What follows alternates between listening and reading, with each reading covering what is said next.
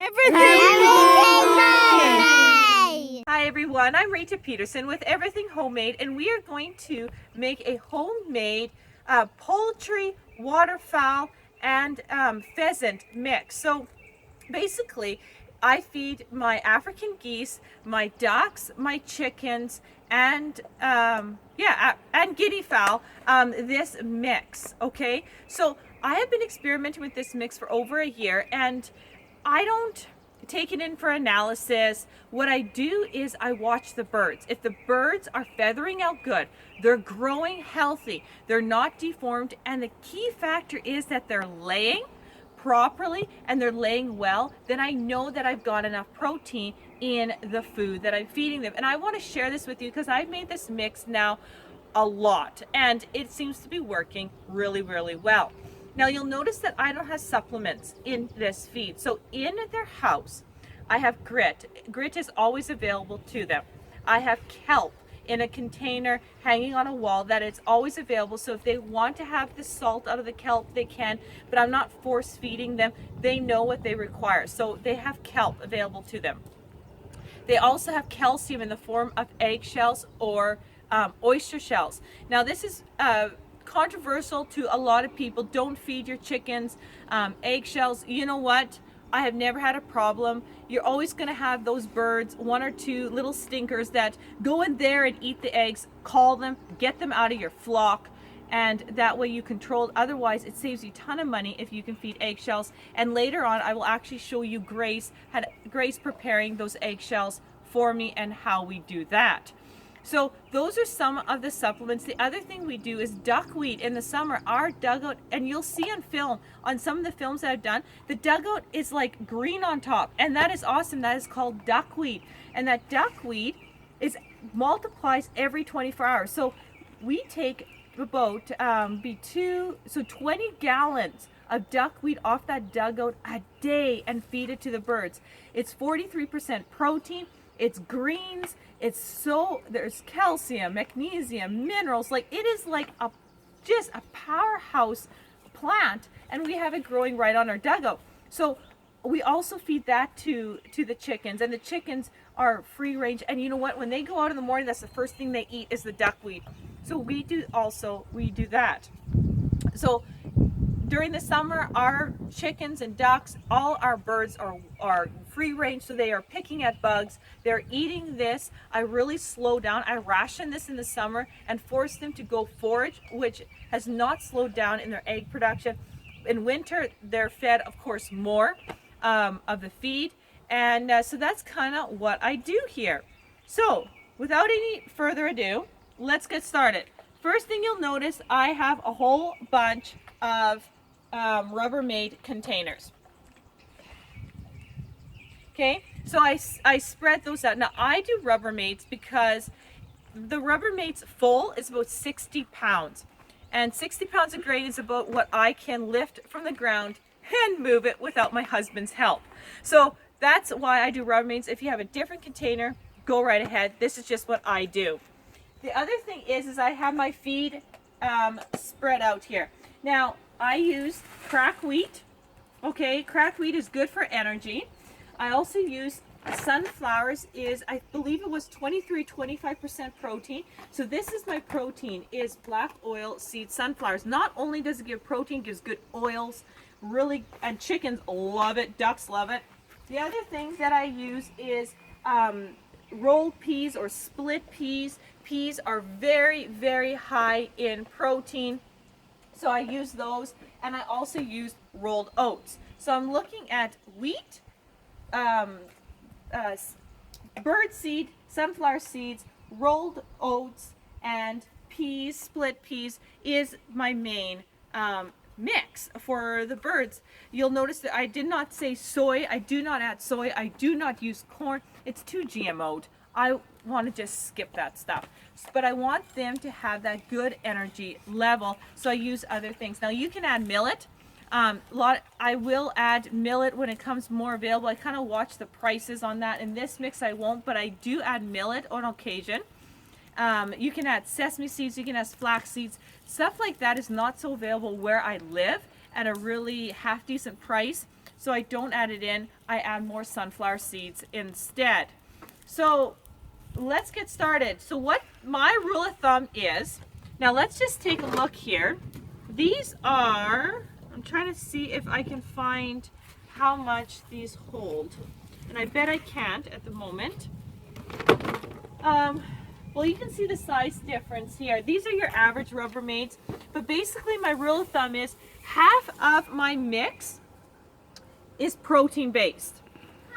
Okay, so what I want to do is take my sunflower seeds and my peas, and I want to make sure that half of my tub has a sunflower pea mix.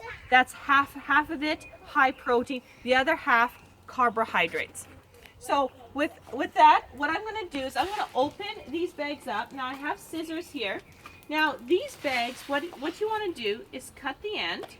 I just cut the end, and then I grab the string and I pull it. You don't ever want to, if you can help it, cut these bags, because what happens is it loses all the plastic and it makes a big mess.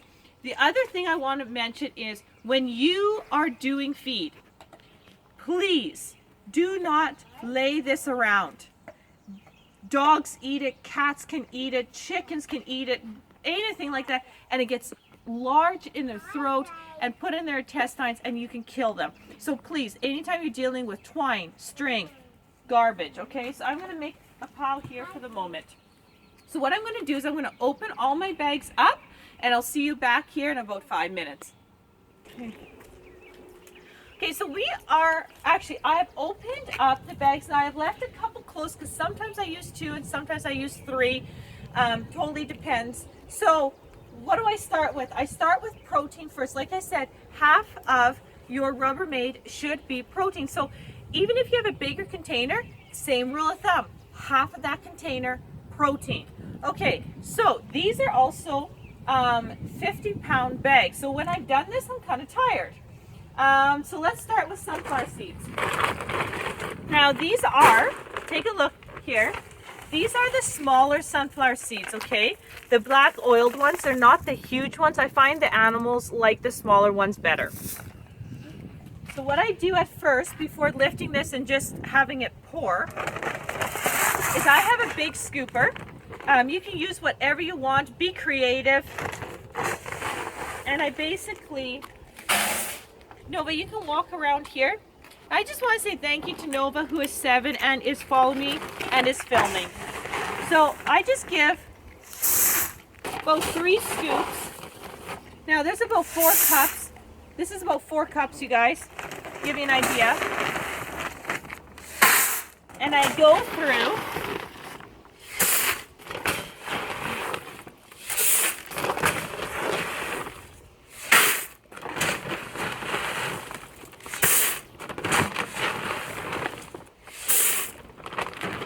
Okay, and the rest of it, I eyeball.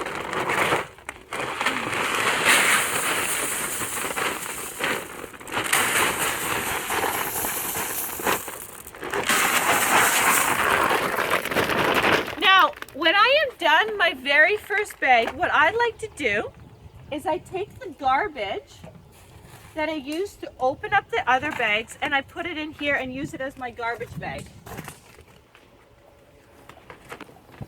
That way I know that everything is neat, it's tidy, and it's in here.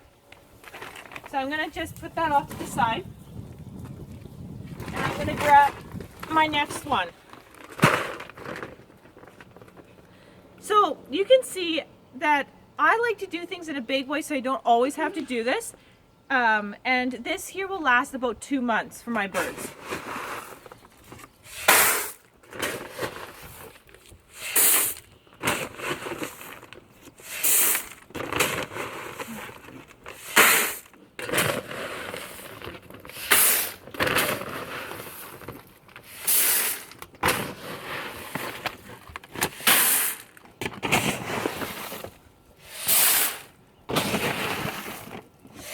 Okay, very good. So this bag, yeah, no, just look over here. Otherwise you're gonna make them dizzy moving it all over. So this part is done. as you can see, I'm about a quarter full. So now I need peas.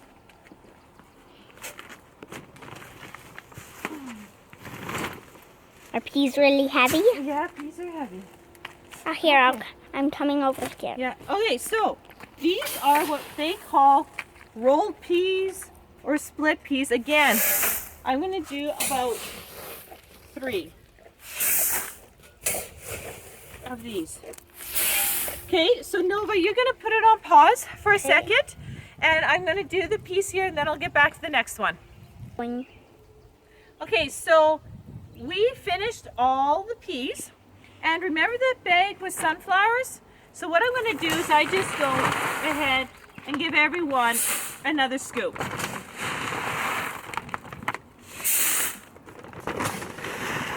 Just to empty the bag off.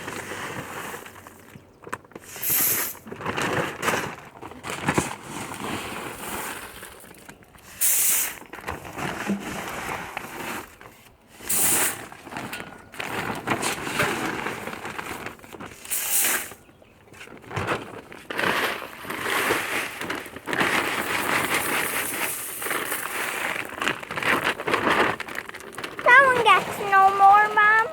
No, that one isn't. Okay, so we are now about halfway, so take a look. So what I do is I take these off, and I actually put on longer gloves for this because otherwise it irritates my skin. And what I do is now for halfway through this, I mix it. So I take a tub and I just mix it thoroughly before I start adding in the rest, just so it's mixed as I go now. So again, Nova, you're gonna put it on pause. You can even help me mix here. We're gonna mix all these tubs up and then we are going to continue. We are finished mixing. Take a look. I had Nova helping. I had these 2 girls over here. They gave me a hand, so we got this all mixed.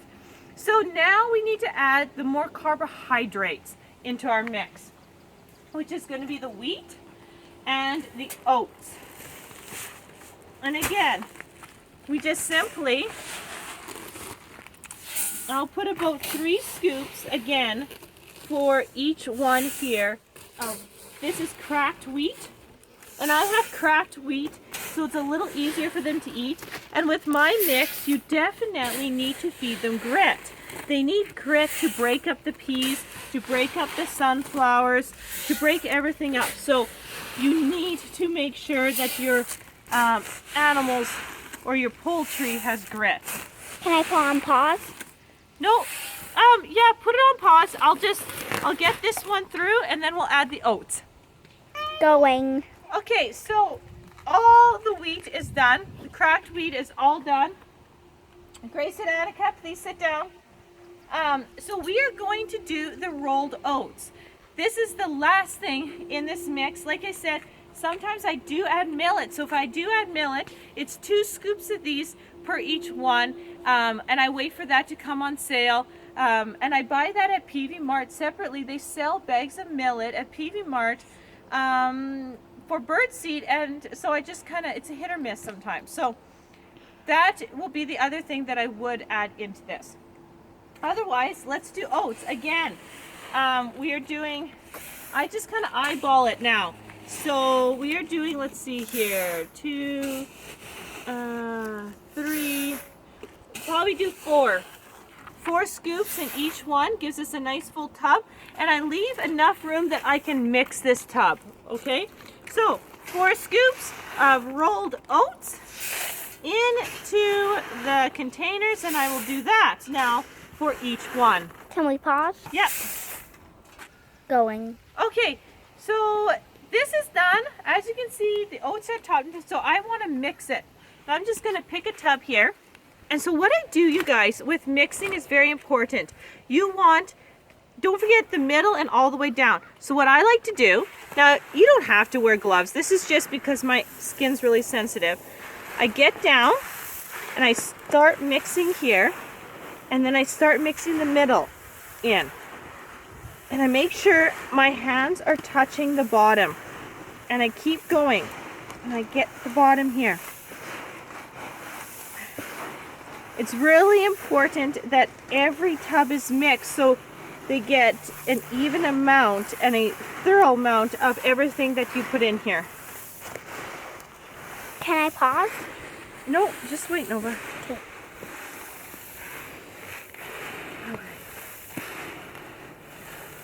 And so when you grab it, you take a look.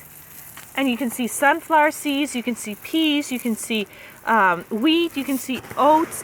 That's what you want. You want it to look like it's evenly distributed. And way to check that is just start digging. If it comes out and there's no clumps anywhere, then you've done a pretty good job mixing it.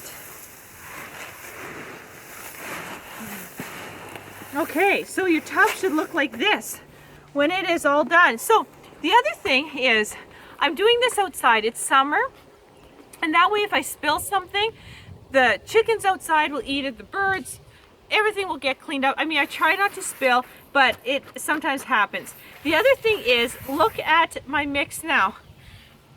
I have a little bit of playroom here, so sometimes what I'll do is I'll add a little more oats, a little bit more grain, just mix it in to raise my level up. And that is my mix. Like I said, hereafter I'll show you Grace with some eggshells, and that's what I give all my birds. And it seems to really keep them healthy. They're happy. And anyway, if you have any comments, you guys, comment. The other thing that just came to my mind is that in wintertime, now we butcher, okay? So my husband hunts deer. And deer and elk and moose, and now that we have the milk cow, we will be getting into, it'll take about 4 years, but we will be getting beef from her offspring as well. The other word is with chickens, is when we're butchering and we got bones, like rib bones that we've tried to carve as much off, we throw those to the chickens to finish off. Now some might say, they're gonna get worms and all this. No, I deworm my animals about 3 times a year with DE, which is diatomaceous earth, and with sulfur, so I don't have a worm issue. And I'm going to cover that on a later video on how to deworm all your critters. But to simplify, that boosts protein too in the winter. It boosts boredom. It stops them from being bored because they're peck at all these bones. So I try to really have bones. Once Thunder's done, and you can see Thunder in the background, once he's done with his bones, I give it to the chickens to finish off. So there's no waste. Plus it's real protein. So I do that also, which increases the protein in the fall time, helps them when they can't free range. So I do that too. Now I don't do that with ducks. That is just the chickens, you guys. So with the ducks, I also raise mealworms. Most of you won't know this, but we do have a mealworm colony that I do treat the ducks with in the winter is mealworms. And I will in future make a video on that. And whether that's beetles in the larvae stage, the worms, we also feed mealworms. So there's some live protein as well on top of this feed that we give the animals. The other things we give them is scraps. So in wintertime, they get, anything off the kids' plates, especially the chickens. The ducks really love lettuce and scraps like that. They love cooked oatmeal. Sometimes I give them as a treat a cooked oatmeal, cooked rice. Make sure it's cooked. The chickens are less picky, but I kind of pick and choose. I have, like, on my counter, I have a duck bowl in the winter, I have a chicken bowl, and I have a pig bowl. And whatever the ducks and the chickens don't eat, the pigs will eat. So they have always something fresh every single day, including this and including their meat. So nothing goes to waste. There is no waste in our house. And that is what I feed my critters throughout the year. So if you have any questions, any comments, let me know. I will be doing a video here on how to deworm your chickens, how to deworm your waterfowl, how to deworm your dog, your cat, goats I have too, how to deworm them, how to deworm your cows. I will be kind of doing a all-in-one video there, and I will show you how to naturally do that to keep them healthy. Anyway, that is it. We are going to mix here, get everything else mixed, get things cleaned up, and I will carry these all and put them into storage. Another word on storage is that's the other thing I like Rubbermaids. Mice don't get into them. I can stack them 2 high, sometimes 3, and we will get this into an area where it is doesn't get rained on and mice don't get to it. So thank you so much for watching, and stay tuned for the next video.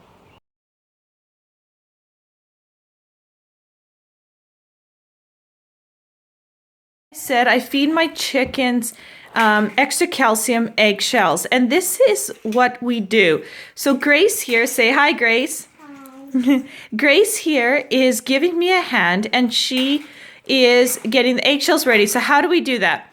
Well, first, what I do is when my lasagna dish here, which is dedicated to eggshells, is full, I put it in the oven. And I just put the oven on 350 degrees.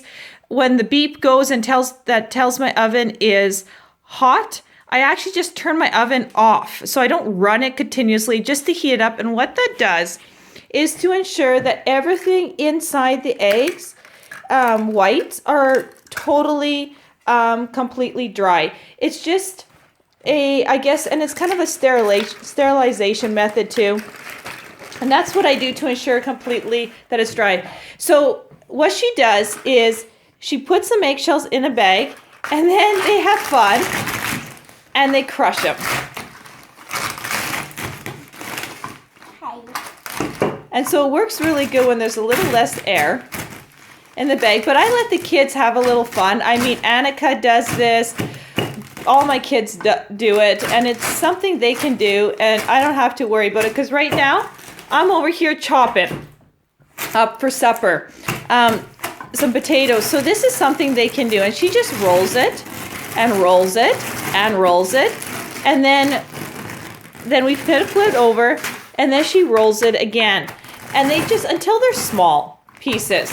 So just stop for a second.